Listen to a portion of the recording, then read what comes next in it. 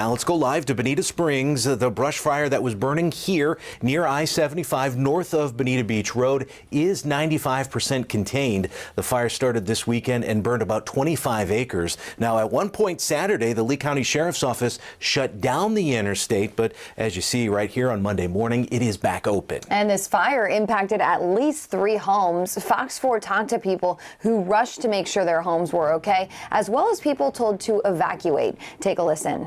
Luckily, I was able to get home safely here through all the traffic to try to protect my home. We had a knock on the door about an hour ago, and they said that they're evacuating all the houses on our road because of a brush fire.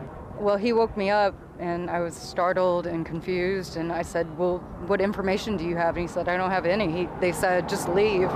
So we came out and there was smoke everywhere. We're seeing a lot of traffic, a lot of emergency vehicles. We've seen 2 helicopters bring in bags that filling up from the pond and then dumping over and over again. I've been living in Florida my whole life. I've seen brush fires, never seen anything like this before. Now, firefighters worked around the clock to not only contain the fire, but also to get people to safety as the fire got closer to their homes. Hey, I'll come back for him. Come on. This morning, the Florida Forest Service says, again, this fire is 95% contained this morning. It's close to 25 acres in size. Firefighters are still working to determine the cause of this fire. And there's also a brush fire burning right now in Collier County. It's burned more than 9,000 acres in the Big Cypress National Preserve. So this is what the fire looked like over the weekend. Crews tell us it's 67% contained right now, but you may still see some smoke in the air over I-75 on Alligator Alley. Florida Highway Patrol says if you drive through it, make sure you use your low beams. Let's go ahead and bring in Lauren, who's tracking the traffic here this morning. It's good to see this area is back open, Lauren, and we're not worrying about any closures on I-75. How's the rest of traffic looking? Yeah, I actually want to start with that spot that you and Chris were just talking about. So this is going to be that stretch of I-75 that has maybe been seeing some of the smoke from that brush fire that's going to be over at the Big Cypress Preserve. This is closer to mile marker 67 right here. Still dark and early, but as that sun comes up, it's going to give us a better idea as how much smoke is still left in the area. The good news is yesterday, when everyone was really headed back and forth between Alligator Alley as it was the Easter holiday, a lot of people were visiting and vice versa. I had so many shutdowns and slowdowns along Alligator Alley, but today it's green in all directions. No crashes to report right now. The only thing that's going to slow you down going to be some construction down in Collier County. I do have that. That's going to be at Eatonwood Lane. This is going to be in both directions between Livingston Road and Kensington Street. Headed on up to Corkscrew Road, we do have a lane closure right here. It's right at Ben Hill Griffin Parkway. Not seeing any delays at that intersection due to that construction, but still wanted to give you that heads up. That's your morning traffic. Right, that's good to see, Lauren. Thank you. Well, we expect to get more information in a few hours now about what deputies say was a standoff in Lee County. The Lee County Sheriff's Office says it will share more information on its Facebook page this morning. They say this standoff started after a call came in late Thursday night for a domestic incident.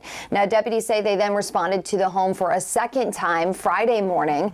They say a woman ran out of the home claiming she was held at gunpoint against her will. The sheriff says as the woman was running, a man fired at her and then refused to come outside of the house. For 30 to 45 minutes, he's negotiating and de-escalating. Again, how you train is how you perform. I couldn't be more proud. He's able to de-escalate the situation and verbally talk that suspect out of the house to surrender without incident. Now, of course, we will keep you updated on this case as the sheriff releases more information later today. And we are also working to get you some more information about a drive-by shooting here in Immokalee. Collier County deputies say it happened just before noon on Friday at Justice Circle. They say one person was shot and had to go to the hospital. Well, this morning, St. Matthew's House is getting ready to feed people in need at the Paradise Coast Sports Complex, and they're coming off of a big gathering over the Easter weekend. They hosted a hot Easter meal at the Campbell Lodge shelter on Airport Road. Now, the nonprofit was serving ham, mashed potatoes, green beans, rolls, and dessert for free. And it's a blessing for us to be able to serve our residents and people in the community a great Easter meal as we celebrate Christ's resurrection. Now, this morning's distribution is happening from 10 until noon. Again, it's at the Paradise Coast Sports Complex. And then tomorrow, St. Matthew's House is giving away food at the Naples Alliance Church. That's also from 10 to 12. We have all this information online when you go to our website, fox4now.com. A Southwest Florida Easter tradition continued yesterday in Dunbar. There were big crowds, plenty of floats, lots of candy during the annual Easter parade.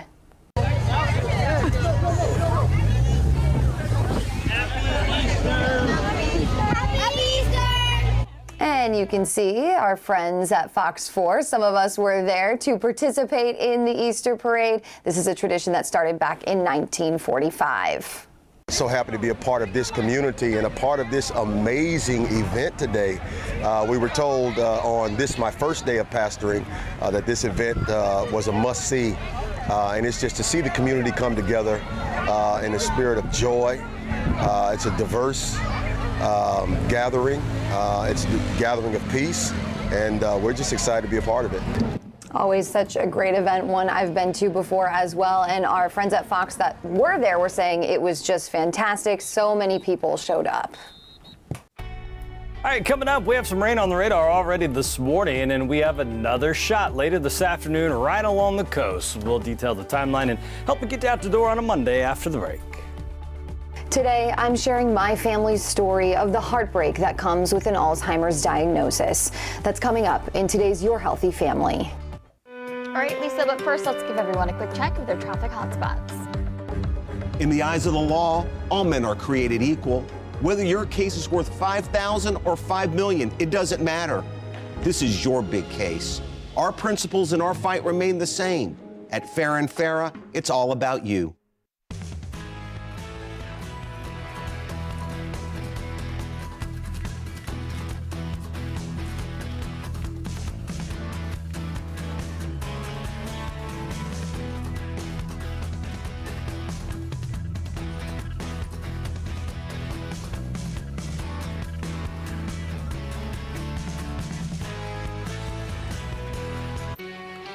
.614 is the time right now. Let's get a look at our top stories. 2 Tennessee Democrats who were expelled from the state legislature for taking part in gun control protests are hoping to get their seats back. Later today, the Nashville Metro Council will decide whether to reinstate Justin Jones. If he gets enough votes, he could rejoin the legislature as soon as this evening. The other expelled Democrat, Justin Pearson, is still waiting to find out if something similar could happen for his seat. China is carrying out simulated attacks on Taiwan. This is in response to the Taiwanese president meeting with House Speaker Kevin McCarthy and U.S. lawmakers last week. Chinese state media says the mock drills include tactical maneuvers by the Chinese Navy. And at least 7 people, including a child, were killed in Ukraine when Russian forces ramped up their attacks over the Easter weekend. The Ukrainian military says cities in the northeast and southeast were hit by bombs and artillery fire. More than 6 million people in our country have Alzheimer's disease. Odds are you know someone impacted by it. I didn't have to go far to find someone I love who's dealing with the disease. My grandma's husband of almost 10 years was diagnosed in 2020. And in today's Your Healthy Family, I'm sharing my family's story of the heartbreak that comes with that diagnosis. This picture was taken in May of 2018 at my oldest granddaughter's wedding. It's hard to imagine the person you've been in love with for over a decade slowly fading away. We were very happy to be there and very happy enjoying a dance with each other. And it's almost just as difficult. Are you ready? I guess so. To sit down and talk about it, even if it is with your granddaughter. You know, a lot of this I'm even hearing for the first time because I remember you two had waited a while before. Oh yeah, we didn't tell anybody for a while. Well, we really didn't know. He was tested at the end of 2017. But it wouldn't be until summer of 2020, my Mima, Terry Wilgus Nicely, would learn her husband Stanley had Alzheimer's. You don't know anything till you live it. She and Stanley got married in August of 2014. They were retired. Oh, we were on the go all the time. And loved to travel. We went on several cruises every year and became snowbirds back to Indiana, where his hometown was, and spending time in Florida every winter with my family. But during one of those summers in Stanley's hometown in Indiana, we got ready to meet some friends at lunch at a town about 20 miles away. And as we were getting ready to go, he said, "Now how do we get there?" And I laughed because I said, "This is your home area. You know how to get there. We've been there before." And he said, "No, I'm not kidding. I really can't remember how to get there." That's when she says her antennas started going up. I mentioned it to the doctor at his regular checkup, and the doctor suggested that he see a neuropsychologist and have a baseline test. They do the test again in 2 years and see where things have gone. After his initial test, my grandma started to notice even more changes in her husband. When we were in groups, he just didn't really join in the conversation. I think he realized that he couldn't keep up, unable to remember names that he should remember. He could remember things way back, but the short-term memory was what was becoming a problem. Then, in late summer of 2020, Stanley had another cognitive test done. And they said there had been a significant decline. That's when doctors told her Stanley had Alzheimer's. And in 2022, when he was tested again, I said, "Is that what you would expect?" And the doctor said, "Actually, it's twice what I would expect." Since that test, she said she noticed even more of the man she loves disappearing. They call it the long goodbye for a reason. And last fall, it came to the point where my grandma couldn't keep up with the demands of taking care of Stanley on her own, and with the support of my family and his, transitioned him into a home that specializes in caring for people with dementia. Probably the hardest thing I've ever had to do, because it's someone that you love, and you want the best for them.